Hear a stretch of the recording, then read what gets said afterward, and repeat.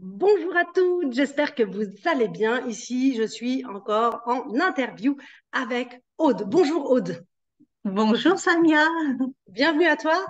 bien merci. Je suis, je suis Oui, je ravie t'écoute Aude. d'être là avec toi.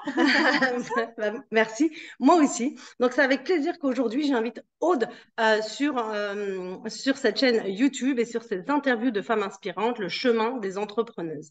Comme tu le sais, tu es au bon endroit. Si aujourd'hui, tu as envie d'être entrepreneuse, mais que tu n'arrives pas à sauter le pas, que tu es une entrepreneuse aujourd'hui hypersensible, que tu es une entreprise avec beaucoup d'émotions, mais qui a surtout envie d'être authentique et ne pas ressembler à tout le monde, tu es vraiment au bon endroit, car aujourd'hui, j'interviewe des femmes qui justement racontent leur parcours et partagent leur parcours de façon à ce que toi, tu puisses trouver des pépites pour pouvoir évoluer.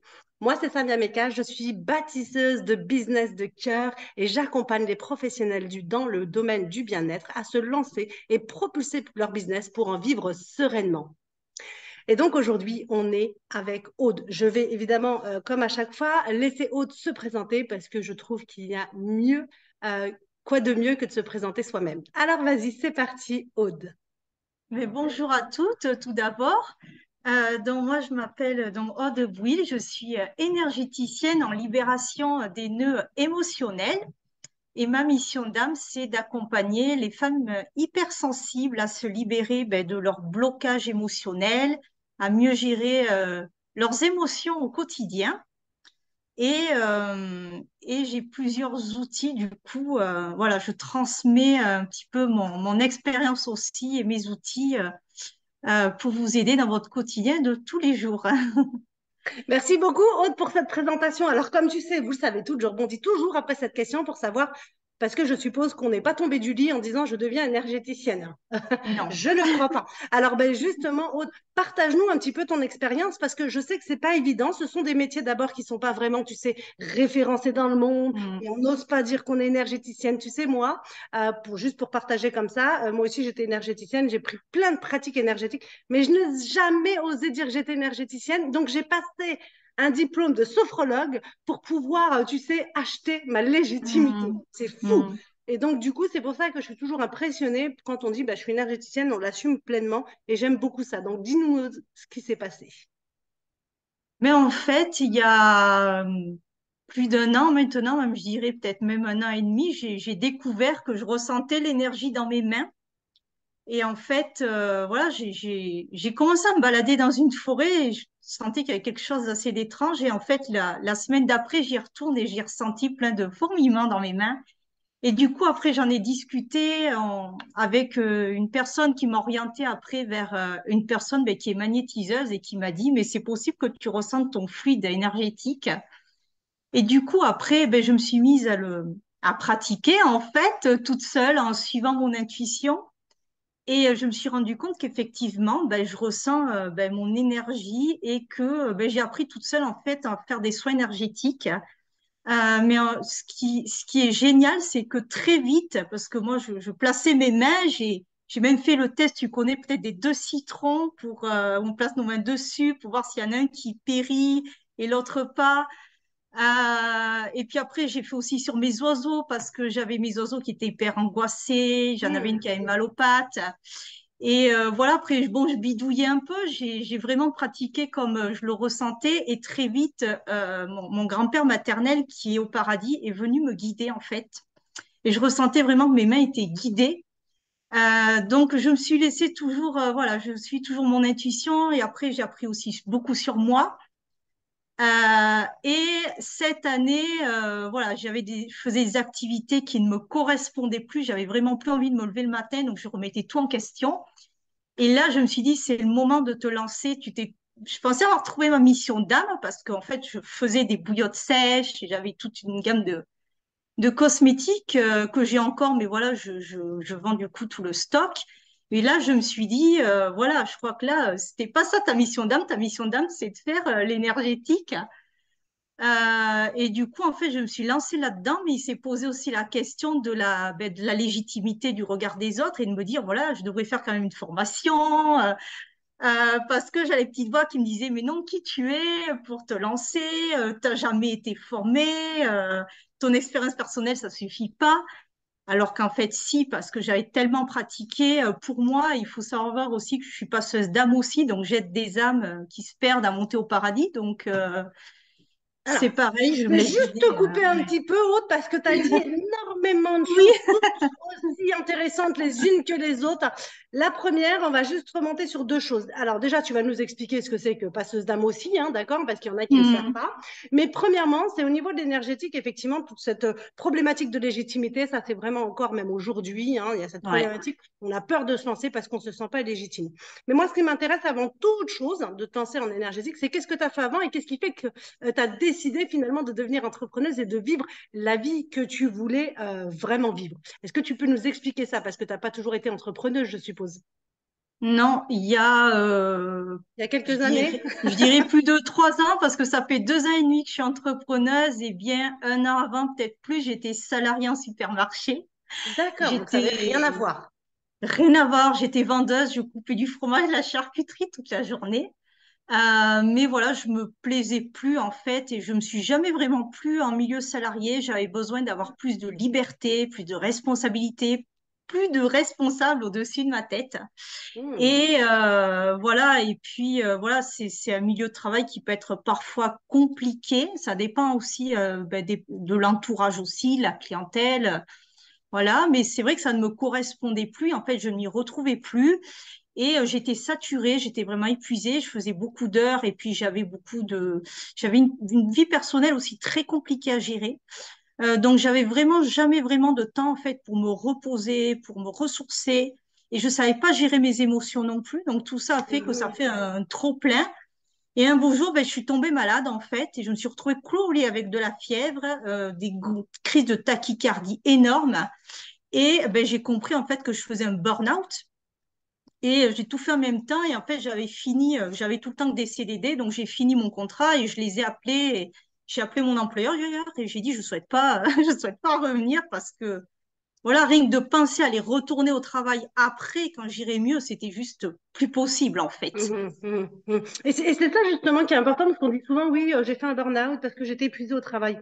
Mais pour moi, le burn-out, Mm. c'est beaucoup plus que ça. C'est beaucoup plus qu'un épuisement au travail. C'est un Mm. épuisement de soi, en fait, de ce qu'on est en train de faire, de vivre. Et Oui. c'est que finalement, c'est un appel à revenir à notre âme, à notre nous-mêmes, pour être d'abord et faire ce que vraiment on a envie hein, de créer et plutôt que de dire bon bah alors je vais me reposer parce que quand on fait des fois un burn-out on se dit on va se reposer pendant 6 mois un an mais on n'est jamais reposé hein, quand on va au travail on se dit Mm. bah non en fait c'est toujours pas ce que j'aime me faire et là ça va plus donc on a cette Mm. boule de ventre et tout donc c'est vraiment de se dire que le burn-out finalement c'est un mot mais c'est vraiment pour se reconnecter à soi et tout ce qu'on a envie en fait. Tout à fait, parce que je m'étais oubliée pendant des années. Je faisais C'est toujours ça. passer les autres avant moi. Je me laissais marcher dessus. Donc, forcément, au bout d'un moment, mon corps, il a dit stop, il n'en pouvait plus, hein, et puis ma tête non plus. Donc là, c'était trop. Alors, tu sais ce que j'aime, Aude, c'est que très souvent, d'ailleurs, les femmes qui font un burn-out, même plus que ça, hein, des femmes qui font d'autres maladies, comme moi en l'occurrence, mais c'est qu'on a deux choses qui sont importantes. C'est que d'abord, il faut qu'on se prenne une claque. Tu vois, Oui. il faut vivre cette expérience et tu sais, aller sur ah, bah enfin, je vais me retrouver. Donc, ça, c'est extraordinaire de se prendre une claque à chaque fois, c'est-à-dire de se prendre une grosse porte. Et la deuxième, c'est qu'on ne sait pas dire non. Et on dit oui à tout. Et on dit oui à tout le Mm. monde. Résultat des courses, c'est un épuisement. Donc, si tu te reconnais là-dedans, c'est que bon, c'est que tu es une hypersensible, c'est que bah, tu n'es peut-être pas à l'aise dans ce que tu fais, donc reconnecte-toi à toi. Est-ce que tu es d'accord avec moi pour ça, Aude? Parce que moi, Ah, c'est complètement, c'est vraiment la base. Le retour à soi, c'est vraiment la base pour moi. Ouais. de toutes les interviews que je fais, et avant évidemment j'en faisais énormément puisque j'étais avec les femmes ayant vécu un cancer du sein, mais c'était exactement la même chose, c'est-à-dire qu'elles vivaient ça, et on a vécu ça parce qu'effectivement on n'était pas assez reconnecté à soi, et qu'au contraire, Mm. comme tu le disais, on se laissait déborder par les autres, par la vie, par tout ça, et qu'en fait on n'avait Mm. pas ces moments justement de reconnexion. Moi ça a été une bénédiction parce que ça a été vraiment la première fois, ce cancer du sein et cette triple fracture de la cheville, qui fait qu'enfin j'ai pris du temps pour moi, et ce temps était waouh. Et donc du coup c'est pour ça que j'insiste là-dessus, que les Mm. entrepreneuses aujourd'hui, euh, mais très souvent, elles vivent des expériences difficiles. Elles sont entrepreneuses, non pas parce qu'en vrai, elles n'aiment pas les gens au-dessus d'elles, mais c'est parce qu'elles ressentent aussi ce besoin de liberté et de pouvoir aussi accompagner d'autres personnes dans leur transition de vie. Oui, c'est ça, c'est vraiment trouver sa mission d'âme, ce pourquoi on a Mm. décidé de s'incarner.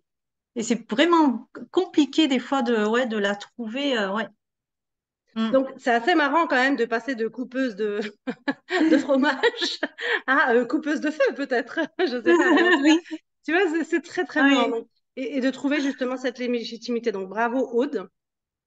Et donc, c'est ce que je disais pour la deuxième chose, c'est, mais qu'est-ce que c'est qu'une passeuse d'âme? Quel est son job, j'ai envie de dire, en fait, en tant que passeuse d'âme? Ben, en fait, pour moi, la passeuse d'âme, c'est une personne qui va aider, voilà, une personne qui va pas être bien, elle va l'aider à passer à une autre étape, elle va l'aider à passer à évoluer. Donc, ben, les coachs, elles sont passeuses d'âme. Il y a plein de personnes qui sont passeuses d'âme, les professeurs. Et moi, en l'occurrence, passeuse d'âme, c'est vraiment aider ben, les personnes qui sont hypersensibles, qui savent pas gérer leurs émotions, qui me disent, mais j'arrive plus à dormir, j'ai tout le temps mal au ventre. Ben, je les aide en fait à aller mieux, à trouver les solutions, à débloquer ce qui va pas au niveau énergétique pour vraiment les aider à aller mieux et que les choses aussi s'arrangent. Alors après, il y a les personnes aussi qui sont plus désincarnées, mais qui, voilà, qui meurent et qui se perdent. Ça aussi, il faut le savoir, c'est extrêmement tabou et il y a beaucoup de personnes qui ne me croient pas quand je dis ça. Et malheureusement, c'est vrai, depuis cette année, enfin, ça a commencé avec une âme qui, voilà, je voyais son ombre passer en fait. Et bon, ça m'arrivait déjà, mais là, c'est comme si j'avais quelqu'un qui s'agitait dans mon salon et je me suis dit un truc de pas normal. Et du coup, j'ai croisé le chemin d'une autre passeuse d'âme qui m'a dit, non, mais Aude, c'est une âme qui est perdue. Donc, elle m'a expliqué comment la guider. Alors, moi, j'avais très, très peur au début. C'était extrêmement compliqué. Et puis, au final, ben, en fait, on risque rien parce qu'on attire toujours des personnes qui nous ressemblent. Et je veux dire, elles font jamais de mal. Enfin, ce qu'elles veulent, c'est juste qu'on les aide et à se libérer parce qu'elles ont aussi des fardeaux émotionnels. Et c'est ça qui fait que ben, elles sont tellement encombrées, sont tellement lourdes quelque part qu'elles n'arrivent pas à monter, elles trouvent pas le chemin. Et du coup, elles viennent nous demander ben, mon aide. Donc, chaque fois qu'il y a un portail énergétique, c'est il y a du monde qui, tu vois, Ah, mais c'est c'est intéressant ce que tu dis. Donc, impressionnant. par rapport au portail énergétique, en fait, effectivement, il y a plus de monde, hein, c'est ça qui attend, qui Oui. tape à la porte, là, comme une petite soirée. Oui, je pense que c'est parce que l'énergie est beaucoup plus forte. Donc, ouais, dès qu'il y a un portail énergétique, alors là, la toussée, on n'en parle même pas. J'ai demandé aux anges de fermer un peu les portes parce que j'apprends aussi à gérer tout ça parce que ben, sinon, c'est jour et nuit. Moi, en plus, elle me claque des doigts pour me dire, ah bon, tu vois, pour me dire, je suis là, je suis là, je suis là. Parce qu'elle voit que je les vois pas des fois. C'est intéressant ce que tu dis, Ouais. parce que quand tu dis jour et nuit, par exemple, moi j'ai interviewé pas mal de femmes aussi qui sont aussi passeuses d'âme et ainsi de suite, et donc à un moment donné, elles étaient aussi débordées, parce qu'il faut pas Oui, rêver. Des fois, en ouais. tant qu'entrepreneuse, on a l'impression aussi qu'on fait un job qu'on aime, mais il faut pas oublier qu'au-delà du job lui-même, c'est-à-dire de sa zone de génie, de sa zone d'expérience, d'expertise ou d'amour, bah, c'est Hmm. qu'il y a à côté, il y a tout ce qu'on n'a pas envie de faire. Hein, parce que, Oui. évidemment, pour être entrepreneuse, alors, une fois, j'avais discuté comme ça avec une femme que je voulais embaucher et je lui ai dit, bon, bah, j'aide les entrepreneuses à lancer leur activité. Elle m'a dit, oh, génial. Donc, elle était très chaude et tout. Waouh. Hein, et elle me dit, bon, bah, alors, c'est qui tes clients? Alors, je lui dis, moi, ce sont des médiums, ce sont des thérapeutes, ce sont des tout ça. Et là, elle a choqué et elle m'a dit, non, mais ce sont pas des gens. Enfin, tu vois. Et Ça sa fait peur, en réaction, fait. mais oui, ma surprise parce qu'elle m'a dit oui, mais non, parce qu'eux, ils développent pas une activité. Tu sais, c'est comme si le fait d'être, par exemple, bah, comme toi, passeuse d'âme médium ou sophrologue que sais-je comme thérapeute, donc finalement, c'est, mais non, ça se passe pas comme ça. Tu as un vrai job, et Hmm. puis ça, c'est un job où les gens ils viennent te voir de temps en temps quand ils ont un problème, et puis c'est tout. Sauf que bah, évidemment, on est bien loin de tout ça aujourd'hui en Oui. 2022.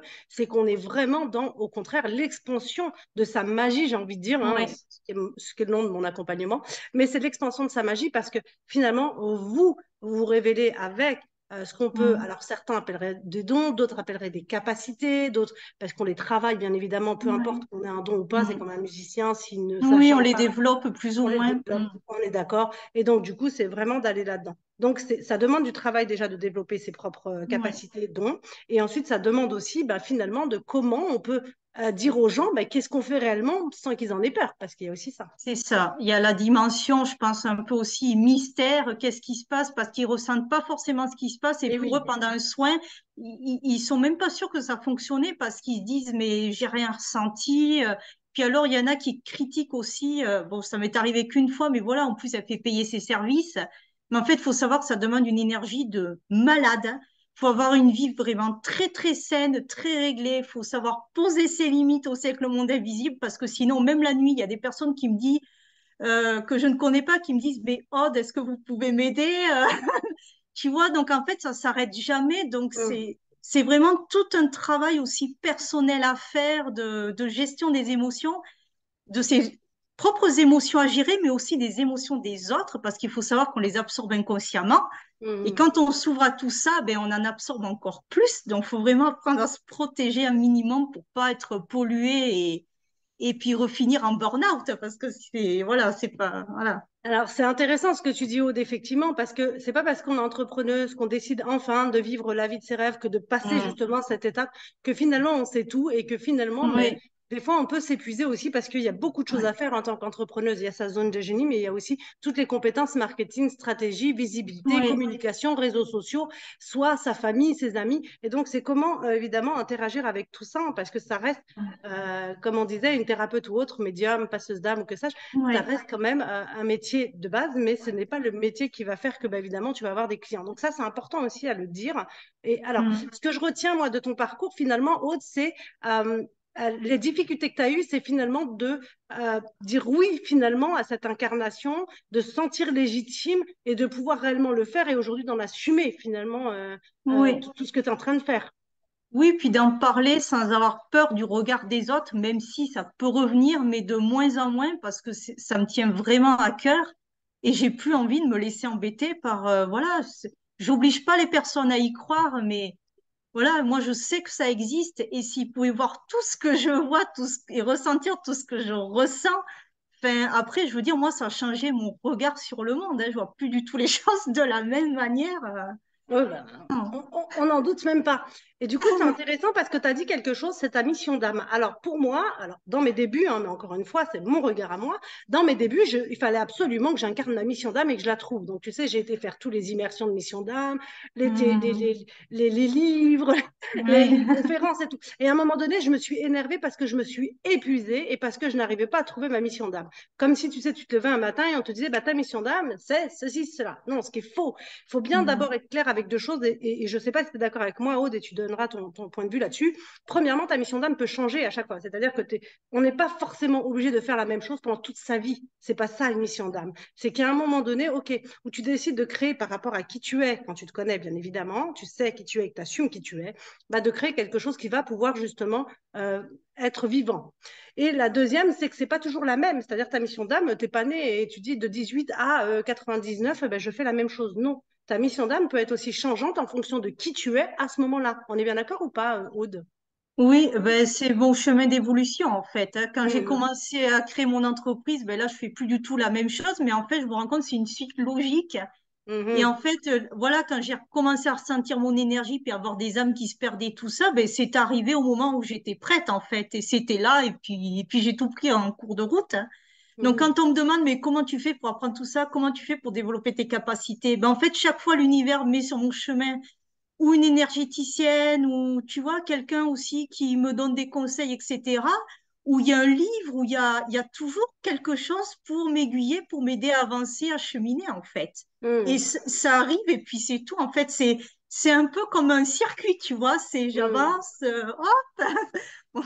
Donc, bon, des fois, je repars en arrière, après en avance. Des fois, c'est pas évident, mais c'est ça, en fait.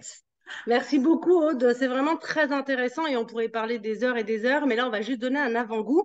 Donc, est-ce que tu aurais un conseil à donner aux entrepreneuses qui veulent se lancer? Et quand on dit entrepreneuse, c'est pas forcément chef d'affaires avec 10 employés. Ça peut être juste une auto-entrepreneuse, une Hum, solopreneuse, une mompreneuse ou une femme, ben, tout comme toi, qui veut justement aider des personnes grâce à l'énergétique, en tout cas, hum. pour justement débloquer des traumas, pour gérer des émotions, parce que c'est essentiel, ou seulement pour faire une transition d'une vie à une autre.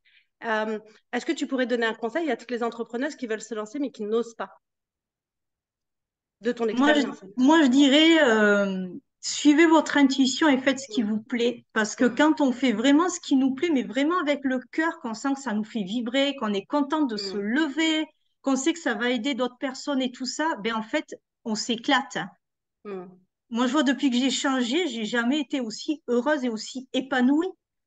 Et c'est vraiment ça. Et puis, vraiment se faire confiance et faire confiance à son intuition. Et même si les autres disent, oh, mais ça marchera pas parce qu'ils y croient pas, mais en fait, le plus important, ben, c'est que toi, tu y crois, en fait.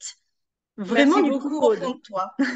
Merci. Du coup, c'est d'y croire, hein, premièrement, et Mm. d'aller dedans, même si effectivement, ça relève beaucoup de peur, hein, de ce que tu dis, Oui, parce que tu de dis se suis faire ton instinct. accompagner.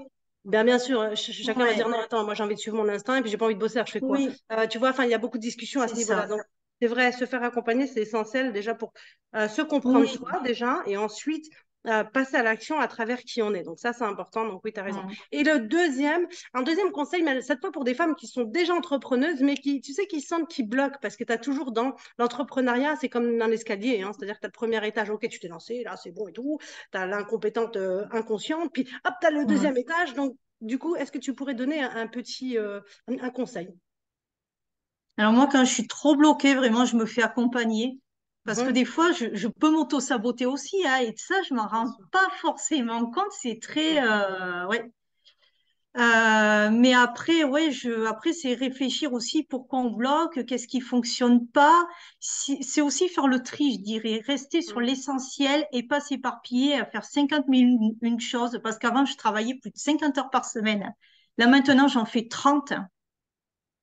Oui, Et j'ai diminué parce que moins, enfin, j'en fais beaucoup moins. Je me rends compte qu'en me centrant sur l'essentiel, ben, j'avance beaucoup mieux.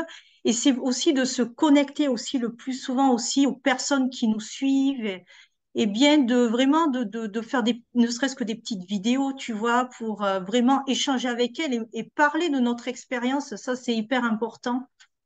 mm. Merci beaucoup, Aude. Moi, je retiens ce que tu dis et c'est vraiment très important ce que tu dis parce qu'effectivement, on peut se perdre et des fois, tu sais, on estime que parce qu'on est Ouais. multitâche, multi-machin, Oui, que du coup, alors on fait 50 000 choses, mais à la fin, on est épuisé en fait.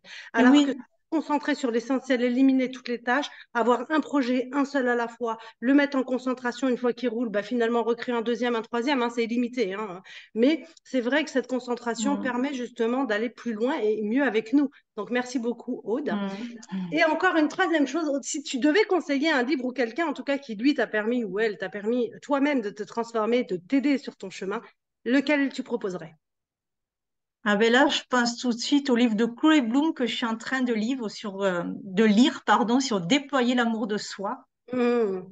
Et ça, Ça, c'est un livre c'est, actuel, hein, c'est ça que tu veux dire. Hein, mais oui, c'est un à un livre moment donné, actuel. sur ton chemin pour être entrepreneuse, est-ce qu'il n'y a pas eu des livres qui t'ont inspiré, qui t'ont donné vraiment envie? Mais en fait, j'ai jamais lu, je crois, de livre sur l'entrepreneuriat.